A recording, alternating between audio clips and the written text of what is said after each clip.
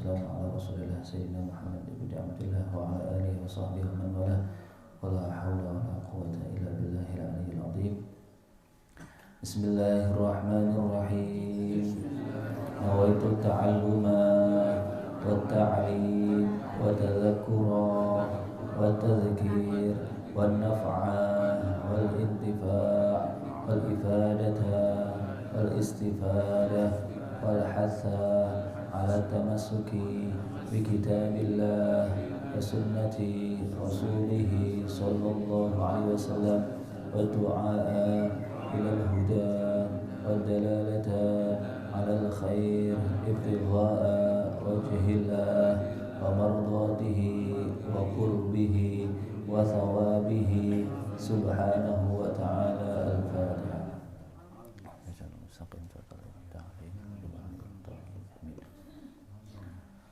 Qala Syekhana al-Mu'allif rahimahullahu ta'ala wa nafa'ana bihi wa bi'ulumihi wa bi'ulumikum fid dharain amin ila an qala.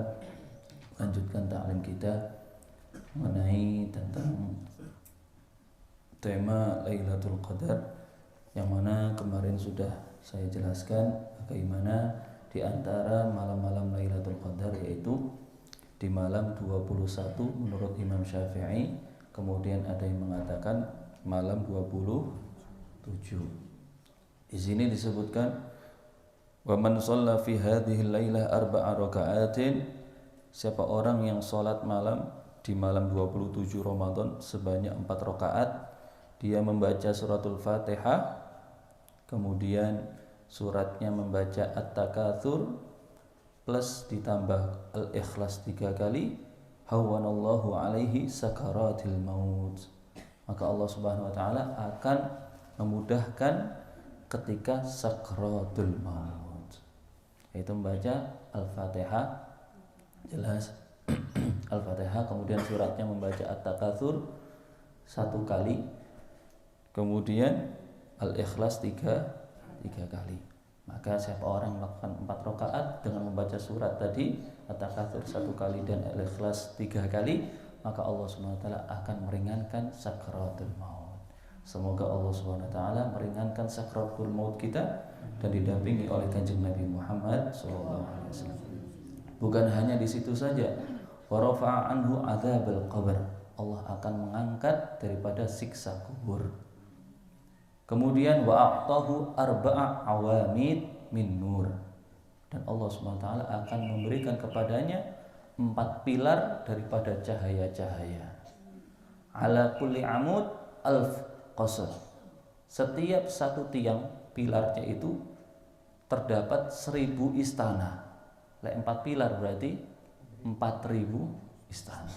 Itu fadilah orang yang melakukan 4 rakaat di malam tersebut.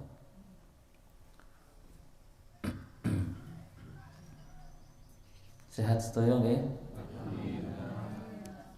Alhamdulillah. Kemudian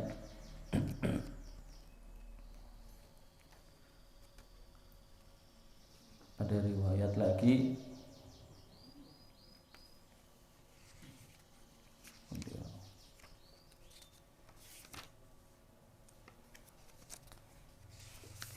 ada cerita, riwayat cerita beliau.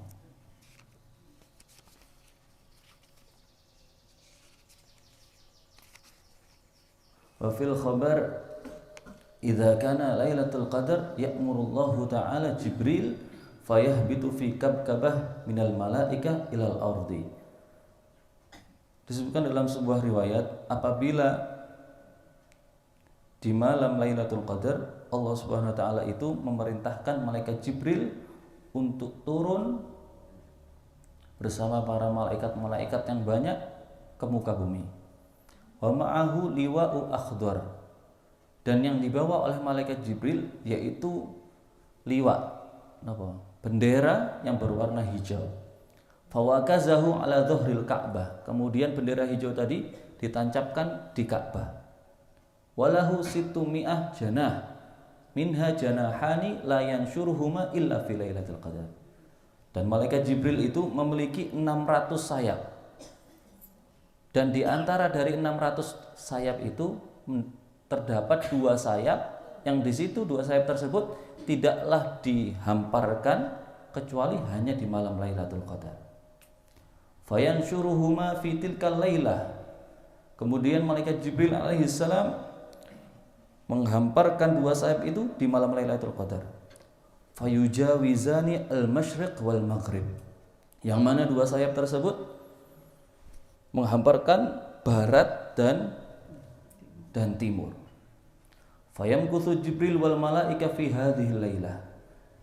Kemudian malaikat Jibril bersama para malaikat yang banyak menetap di malam tersebut. Fayusallimuna ala qa'imin wa qa'idin wa musallin wa dzakirin wa yusafihunahum wa yu'amminu ala du'aihim. Kemudian ketika malaikat Jibril turun ke muka bumi, malaikat Jibril alaihissalam memberikan salam kepada orang-orang yang bangun malam di malam tersebut, baik dia ibadahnya ketika berdiri maupun duduk maupun sholat maupun dia berzikir, maka malaikat Jibril memberikan salam kepada mereka. Dan wayusafihunahum, dan malaikat Jibril menyalami mereka. Maksudnya ya nopo? Malaikat Jibril itu menyalami mereka. Di sini ada 3 tanda. Siapa orang yang mendapatkan 3 tanda ini berarti dia seakan-akan seperti disalami malaikat Jibril alaihissalam. Yang pertama,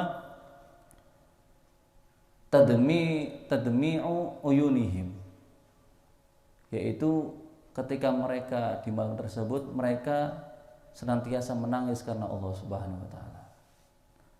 Wa riqatu qulubihim, yaitu hati mereka terenyuh, khusyuk, khudu, tadabbur. Itu tanda-tanda seseorang itu disalami oleh malaikat Jibril alaihissalam. Kemudian wa yu'amminu ala du'aihim, ketika mereka setelah disalami oleh malaikat Jibril beserta para malaikatnya, para malaikat dan malaikat Jibril mengamini doa-doa mereka yang mereka berdoa di malam Lailatul Qadar hatta yatla'al fajr, sampai terbit fajar matahari, sampai masuk subuh maksudnya.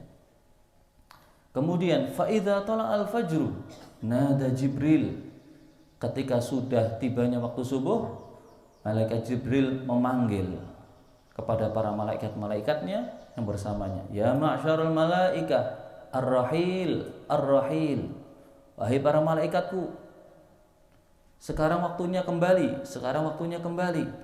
Fayaqulun, maka mereka malaikat menjawab, wahai Jibril, ma fa'alallahu fi hawaijil mu'minin, lantas apa yang Allah berikan kepada orang-orang mukmin di sana, di muka bumi itu? Fayaqulu lahum, maka malaikat Jibril mengatakan kepada segenap para malaikat yang bersamanya, innallaha nadhara ilaihim wa 'afa anhum wa ghafara lahum. Sesungguhnya Allah Subhanahu wa taala telah memandang para hamba-hambanya yang mereka bangun malam, yang mereka berzikir, membaca Al-Qur'an, membaca sholawat dan lain sebagainya, wa 'afa anhum, dan Allah Subhanahu wa taala telah mengampuni semua itu mereka, wa ghafara lahum, dan Allah Subhanahu wa taala memberikan maghfirahnya kepada mereka.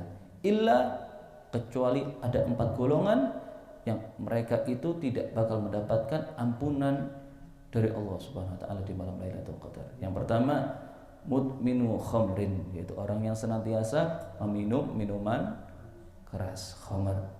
Wa aqli walidayh, dan orang yang durhaka kepada kedua orang tuanya. Semoga Allah Subhanahu wa taala memberikan kedua orang tua kita sehat walafiat, yang masih hidup dipanjangkan umurnya, yang sudah meninggal dunia senantiasa mendapatkan maghfirah dari Allah Subhanahu wa taala. Waqati'ur rahim, dan orang yang memutuskan tali silaturahmi. Dan yang terakhir, wal musyahin, yaitu orang yang memiliki permusuhan di antara saudaranya. Oleh karena itu, khususnya di bulan Ramadan ini, mari kita jalin dengan saudara-saudara kita. Barangkali selama sebelum Ramadan kita memiliki permusuhan, tidak tegur sapa atau dan sebagainya, maka jadikanlah di malam-malam Ramadan, khususnya di bulan Ramadan ini, menjadi bulan penyembuh hati kita. Amin ya rabbal alamin.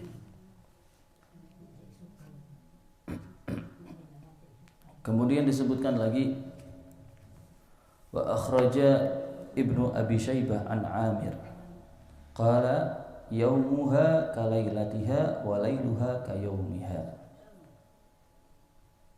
Sesungguhnya di hari Lailatul Qadar itu seperti malam Lailatul Qadar dan malamnya seperti siangnya. Maksudnya bagaimana? Jadi orang yang mendapatkan Lailatul Qadar itu bukan hanya orang yang beribadah di malam Lailatul Qadar saja, melainkan juga bisa di pagi harinya. Karena pagi dan malamnya itu sama. Gitu. Wa akhraja ad-Dailami an Anasin marfu'an arba'u layalihinna ka ayyamihinna wa ayyamuhunna kalayalihinna. Ada 4 malam, yang mana 4 malam itu siapa orang yang melakukan ibadah di malam tersebut seperti orang yang melakukan ibadah di pagi harinya maupun siangnya. Apakah 4 malam tersebut? Yabirullahu fiha al-qasam wa yu'tibu fiha al-qasam wa yu'ti fihi al-jazil. Yang mana di malam tersebut Allah SWT memberikan suatu anugerah yang besar bagi orang yang menghidupkan malam-malam tersebut maupun di hari-hari tersebut. Yang pertama adalah malamnya seperti siangnya, siangnya seperti malamnya adalah yang pertama Lailatul Qadar wa sobahuha, malam Lailatul Qadar dan di keesokannya. Contohnya Lailatul Qadar itu letaknya di hari pertama, contohnya di hari ke-1, di malam pertama bulan Ramadan. Maka siapa orang yang menghidupkan malam tersebut, maka orang itu mendapatkan Lailatul Qadar. Dan juga di keesokan harinya, yaitu di paginya. Paham ya? Di malam dan paginya. Itu. Pertama Lailatul Qadar. Yang kedua Lailatul Arafah wa sobahuha, yaitu di malam hari Arafah dan di pagi hari Arafah. Tanggal pinten? Bu, hari Arafah tanggal pinten? Hah?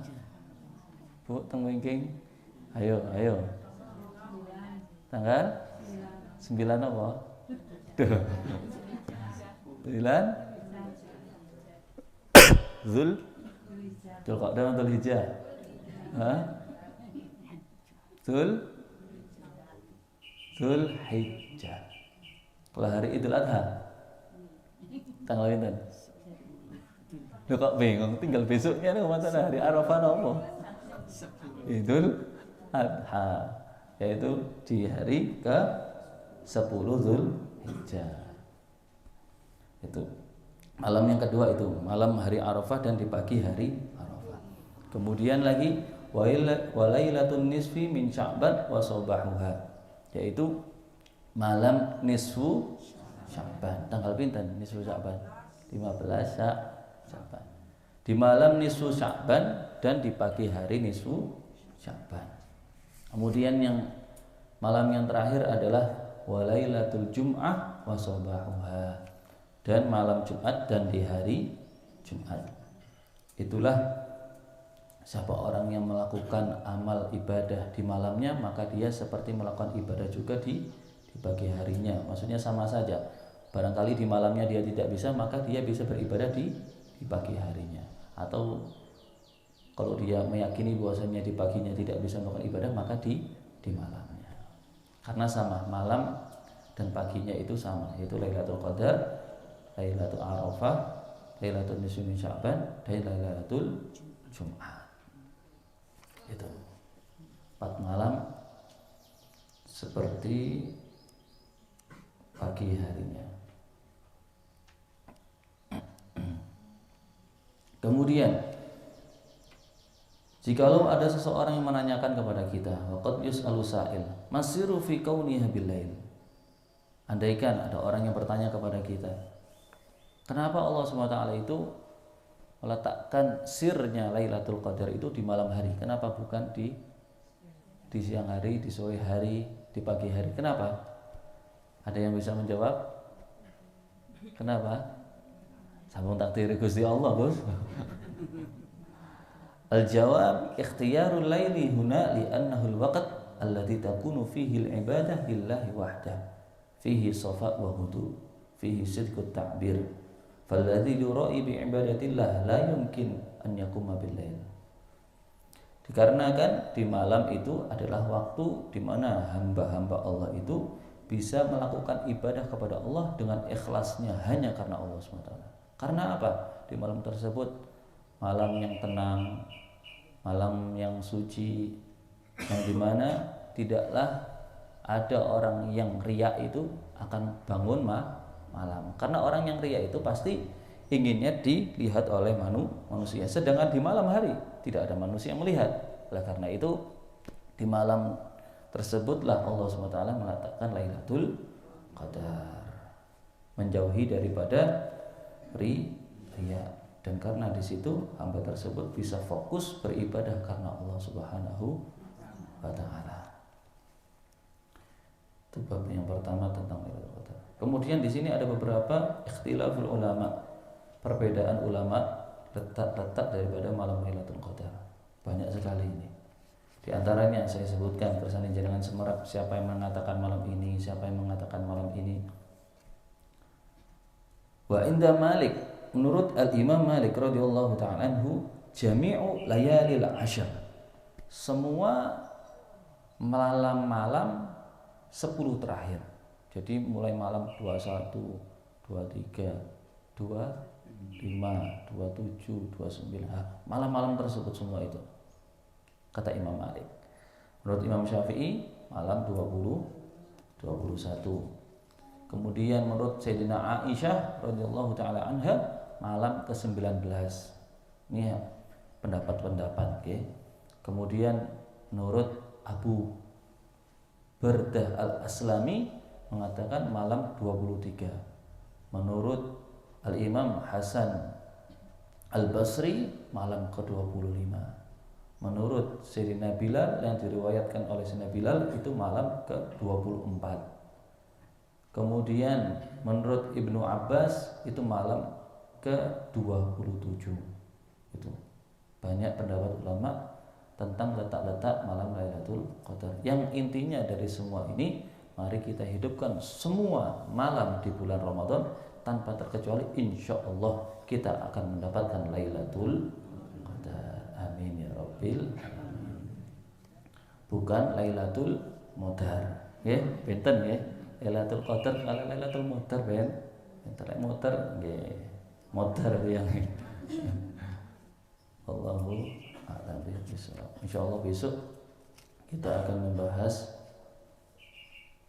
tentang bab yang kedua, hikmah nuzulil malaika fi Lailatul Qadar, yaitu hikmah daripada turunnya para malaikat di malam Lailatul Qadar. Itu bab yang kedua. Hikmahnya banyak di situ, nanti bisa kita ambil. Kemudian yang di bab pertama juga di sini sebutkan tsummal qadar yakunu an yakuna bi makna takdir wa huwa ta'yinu miqdari syai' sumiyat bihi hadhihi lailah li'annahu ta'ala yuqaddiru fiha kulla syai' yakunu fi tilka sanah min matar wa rizq wa ihya wa imatah ila mithli hadhihi lailah min sanah al-atiyah.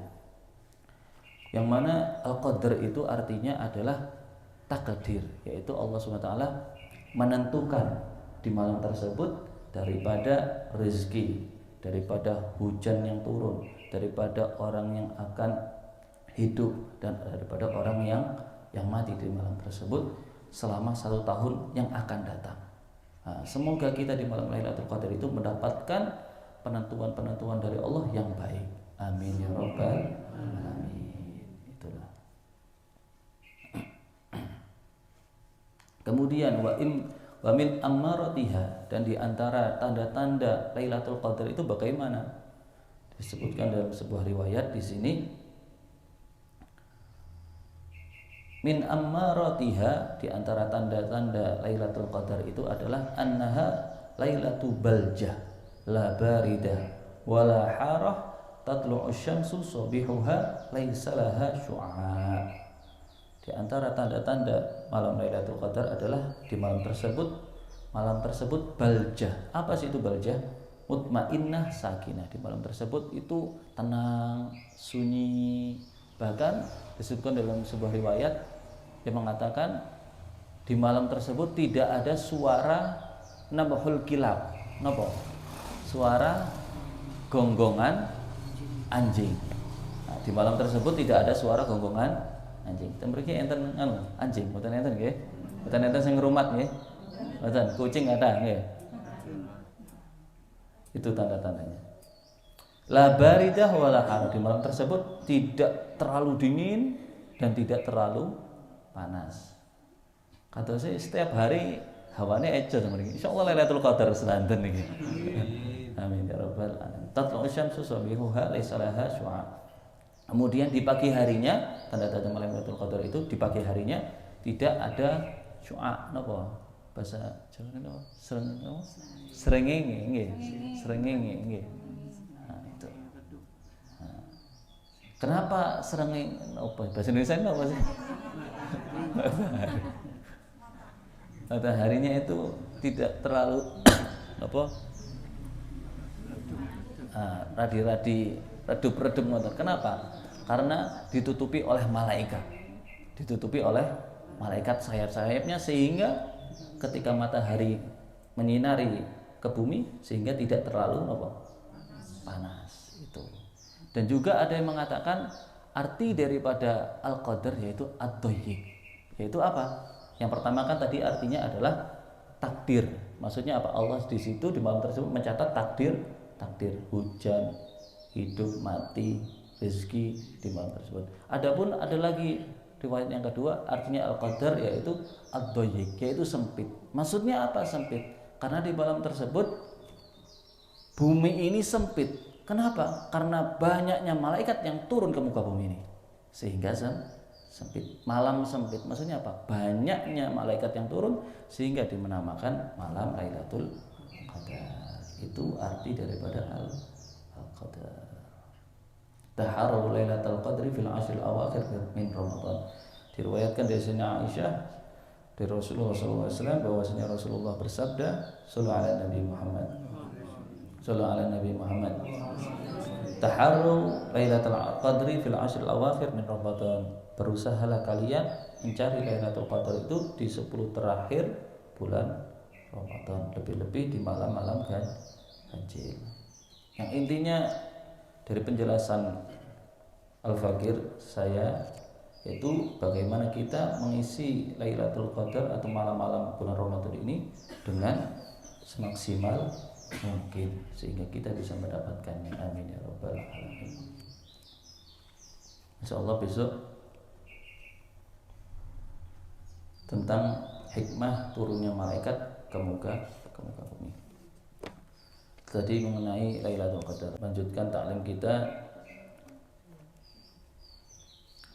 Qala syakhna al-mu'allif rahimallahu ta'ala wa nafa'ana bihi wa bi'ulumihi wa bi'ulumikum fid darin amin ila anqala wa min akhlaqihim radhiyallahu ta'ala anhum adamu ghaflatihim an dzikrillah wa anis salati ala Rasulillah sallallahu alaihi wasallam fi kulli majlisin jalasu. Di antara kebiasaan daripada salafun saleh kita yaitu di mana mereka tidaklah pernah melupakan berzikir kepada Allah dan bersalawat kepada Nabi Muhammad sallallahu alaihi wasallam. Yang mana sudah banyak ulama yang menceritakan, yang menjelaskan tentang fadilah-fadilah salawat, zikir dan sebagainya. Dan sedikit cerita yang saya alami sendiri ketika saya mendampingi guru kula dakwah ketika guru kula hadir di Indonesia, rawat Indonesia. Waktu itu ada dakwah di kota Bali. Ketika sesampainya di Bali, ada salah satu tuan rumah itu menginginkan untuk dihadirkan rumahnya oleh Syekh Muhammad Ba'atiyah. Ingin dibacakan zikir, istighosah, maulid lah intinya. Kemudian guru kula meng-ACC, mengiyakan, kemudian di malam tersebut dibacakanlah maulid Simtuduror ya betul salah temanku. Pas di malam tersebut itu nggriane niku tingkat kali. Yang di atas khusus jamaah putra, yang di bawah jamaah putri. Ketika berlangsungnya maulid berlangsung. Pas mahalul qiyam, pertengahan pas maus marhaban ya marhaban pas gitu. Kemudian apa namanya? Guru kula pas makhluk qiyam khusyuk. Wis mboten ningali kanan kiri wis khusyuk wis dengan tongkatnya khusyuk wis. Kemudian terjadilah lindu yang keras. Lindu. Teng tingkat meneh niki, waduh blaen mati niki nggih. Jenengan kabur napa terus niku? Hah? Kabur wis. Nggih, minggat dhewe-dhewe enggak karuan sembrawut ya. Ketika itu lindu besar, penggoncang besar. Sampai-sampai napa namanya? Jam kali napa? Kaligrafi itu wis goyang-goyang sedaya wis. Enten beberapa rencang-rencang kula nu ceklan niki napa? Tembok bingung. Waduh wis gak apa-apa mati ambek Syekh gak apa-apa wis ngoten. Akhire pas kula niku ngerekam Syekh kula. Ngerekam. Subhanallah pas kula rekam niku HP kula niku mati ki dhewe. Mboten enten napa-napa mboten baterine nggih aman. Ya wis tasik sae lah. Mati-mati ki ambek. Pas kula tingali pas mantun ajar lho, kok gak ono video nih padahal kula rekam niku. Masyaallah. Syekh kula rekam. Wis tiang-tiang nangis doyo ten mriku, nangis ten nginggil ten mandem, nangis doyo bingung. Wah ini ono boleh ambruk ini mati kabeh niki. Nggih. Akhirnya setelah selesai acara kalau ten mobil tanglet ten saya kula. Ya saya itu tadi terjadi lindu yang besar. Guru nggih gempa kados gempa. Sampai-sampai bahkan ten Jawi niku jalan-jalan niku retak. Tuku-tuku niku enten sing ambruk-ambruk napa plafon-plafon niku. Nah, ketika saya bertanya kepada guru saya Zaidi, qatwaqa al-hawadis anifan. Tadi terjadi lindu yang besar. Guru kula hanya senyum. Senyum tok. Lah, kula kaget nih. Loh, aku enggak kerasa apa-apa itu rasa guru kula ngoten. Enggak kerasa apa-apa. Ora apa, kok bingung-bingung. Aku enggak kerasa apa-apa terus guru kula. Aku wis di alam liya terus guru kula ngoten. Nah, ini menunjukkan bahwasanya ketika orang itu senantiasa berzikir kepada Allah, mengingat Rasulullah, andaikan terjadi di situ suatu musibah, tetap dia akan mendapatkan keselamatan. Wa ma kana Allah liyu'adzibahum wa anta fihim. Tidaklah Allah menurunkan suatu azab pada bencana yang di situ ada Rasulullah SAW. Apalagi rumah yang dibacakan sholawat, rumah yang dibacakan zikir, lebih-lebih jiwa raga kita yang dibacakan sholawat dan zikir kepada Allah Subhanahu wa Ta'ala. Insyaallah zahir kita ini, batin kita diselamatkan oleh Allah Subhanahu wa Ta'ala. Amin ya rabbal alamin. Apa dibahas kitab malah cerita nih gitu. Sedikit cerita saja. Ada seorang yang bernama Abul Malih radhiyallahu rahimallahu taala. Ada seorang yang bernama Abul Malih. Sanes Abu Jahal ya. Abul Malih. Beliau suatu hari melewati akan bepergian ke suatu tujuan yang jauh. Ketika sesampainya di pertengahan perjalanan, beliau teringat di dalam dirinya, ya Allah, ya Rasulullah, aku selama ini sampai setengah perjalanan, aku lupa tidak berzikir kepadamu dan tidak membaca salawat kepadamu, wahai Rasulullah. Kemudian apa yang dilakukan oleh beliau? Beliau kembali ke tempat yang awal. Contohnya berangkatnya dari Batu, beliau mengulang pertengahan perjalanan, balik dan Batu malih. Ditanya, kenapa engkau balik lagi ke tempat yang semula? Bukankah sudah tinggal sedikit lagi perjalanan akan sampai? Beliau ingin, kata beliau, inni uhibbu an tashhada li al-biqa'u allati amuru fiha kullaha yaumil qiyamah. Beliau menginginkan, beliau itu tidak ingin setiap satu langkah yang beliau langkahkan di atas muka bumi kecuali beliau bersolawat kepada Nabi Muhammad SAW. Karena langkah-langkah kita yang kita langkahkan di atas muka bumi ini akan menjadi saksi di yaumul qiyamah ketika kita menginjak tanah tersebut dan kita bersolawat kepada Nabi Muhammad SAW.